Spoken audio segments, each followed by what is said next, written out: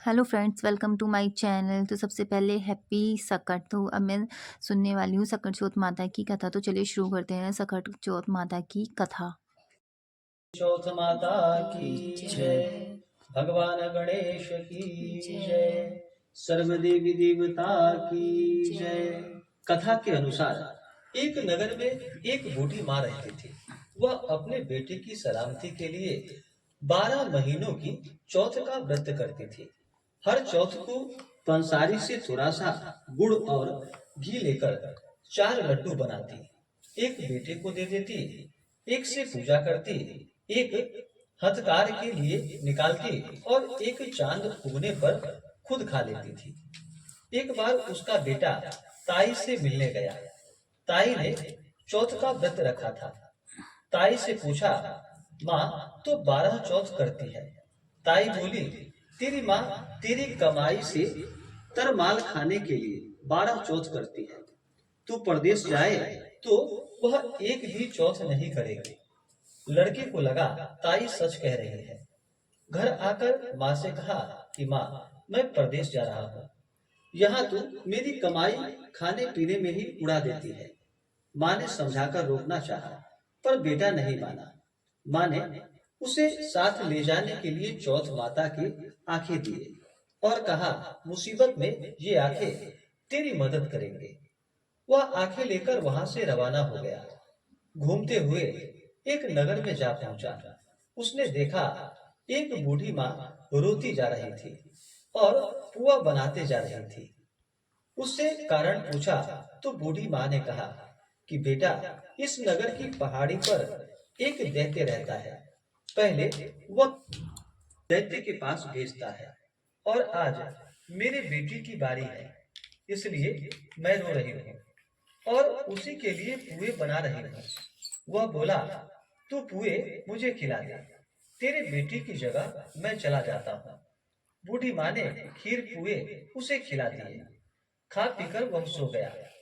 रात को राजा के सैनिक आए तो बूढ़ी माँ ने उसे भेज दिया। दैत्य के सामने पहुंचने पर उसने चौथ माता की आंखें दैत्य की तरफ फेंक कर कहा कि हे चौथ माता, यदि मेरी माँ मेरी सलामती के लिए व्रत करती है तो दैत्य का सिर कटकर गिर जाए। तुरंत दैत्य का सिर कट गया।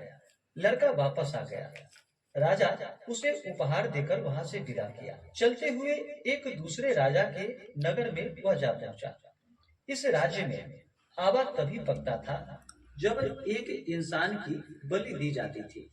सिपाहियों ने उसे पकड़ लिया और आवे में चून दिया। लड़के ने आंखें आवे में डाले और कहा कि हे चौथ माता, यदि मेरी माँ मेरे लिए व्रत करती है तो आवा मेरी बलि के बिना ही झट से पक जाए। आवा तुरंत पक गया। आवे में से मिट्टी की जगह सोने चांदी के बर्तन निकले। अंदर से लड़का बोला, बर्तन धीरे धीरे निकालना, मुझे लग नहीं जाए। राजा ने उसे निकलवाया और पूछा कि इस आवे से तुम कैसे बच गए। लड़के ने बताया कि उसकी माँ चौथ माता का व्रत करती है, व्रत के कारण ही वह बच पाया है। राजा को विश्वास नहीं हुआ। उसने एक चांदी की सुराही मंगवाई और कहा कि तू सुराही की नली से निकल कर दिखाओ, तभी मुझे विश्वास होगा।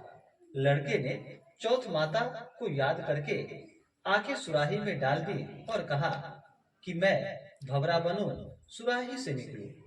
लड़का भवरा बनकर सुराही से निकल गया। राजा ने खुश होकर राजकुमारी की शादी उसके साथ करवाई और सभी लोग को चौथ माता का व्रत करने को कहा। उसे माँ की याद आई। उसने राजा के पास जाकर खुद के नगर जाने की इच्छा जाहिर की।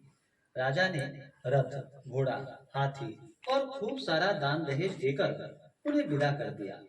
चौथ के दिन अपने नगर पहुंचा। वह अकेला पंसारी के यहाँ माँ का इंतजार करने लगा। सोचा, चौथ है तो माँ यहाँ जरूर आएगी। थोड़ी देर बाद लकड़ी टेकती हुई माँ आती दिखी। उसकी माँ की आंखों में जाले आने के कारण दिखना कम हो गया था। लड़के ने जानबूझकर अपना पैर लकड़ी में लगा दिया और कहने लगा कि बलड़े पूत, काटी मेरे पैट के लगा दी। माँ ने उसे नहीं पहचाना और कहने लगी, भैया मुझे चाहे कितनी भी गाली दे दो, पर मेरे बेटे को कुछ मत कहना। बेटा माँ के चरणों में गिर पड़ा और कहा, माँ मैं तेरा ही बेटा हूँ, मुझे माफ कर दो। माँ ने उसे गले से लगा लिया। नगर के लोग ने विश्वास नहीं किया कि वह उसी का बेटा है।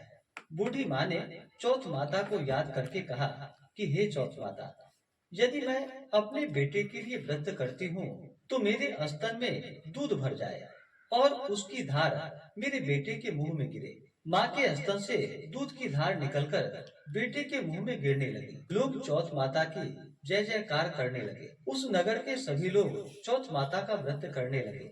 हे चौथ माता, जैसे बूढ़ी माँ और उसके बेटे की सहायता की, वैसे हमारी भी करना। कहानी कहने, सुनने और हुंकारा भरने वाले पर अपनी कृपा बनाए रखना।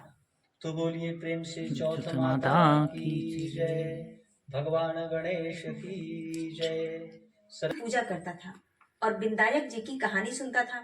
उसकी पत्नी को पूजा करना बिल्कुल अच्छा नहीं लगता था और वह गुस्सा हो जाती थी। कहती थी कि सुबह पहले पूजा करने बैठ जाते हो, मैं झाड़ू निकालती हूँ, घर का सारा काम करती हूँ, तुम्हें कोई काम नहीं है क्या? ब्राह्मण उसकी बात को सुनता ही नहीं था। एक दिन ब्राह्मण गंगा जी में स्नान के लिए चला गया तो पीछे से ब्राह्मणी ने विनायक जी की मूर्ति को छुपा कर रख दिया। वापस आकर ब्राह्मण ने कहा कि विनायक जी की मूर्ति कहाँ गई? तो ब्राह्मणी बोली कि मुझे तो नहीं पता कहाँ गई। ब्राह्मण ने खाना भी नहीं खाया और पानी भी नहीं पिया। ब्राह्मण ने कहा कि जब तक मैं विनायक जी की पूजा नहीं कर लेता तब तक अन्न और जल को ग्रहण नहीं कर सकता। मैं तो विनायक जी की पूजा करने के बाद ही अन्न और जल ग्रहण करूंगा। ब्राह्मणी ने ब्राह्मण को बहुत समझाया कि खाना खा लो, लेकिन उसने नहीं खाया। दोनों को लड़ते झगड़ते देखकर विनायक जी की मूर्ति हंसने लगी।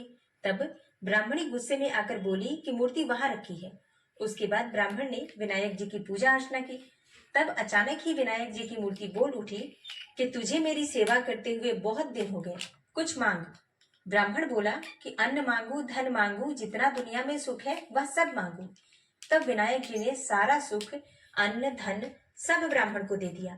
ब्राह्मण मूर्ति को मंदिर में रखकर पूजा अर्चना करने लगा।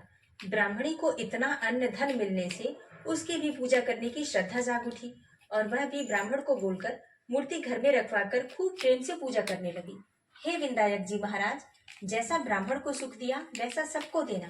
विनायक जी की कहानी कहने वाले, सुनने वाले और हुंकारा भरने वाले को और पूरे परिवार को देना। तो प्रेम से बोलो, गजानन गणेश भगवान की जय। विनायक जी महाराज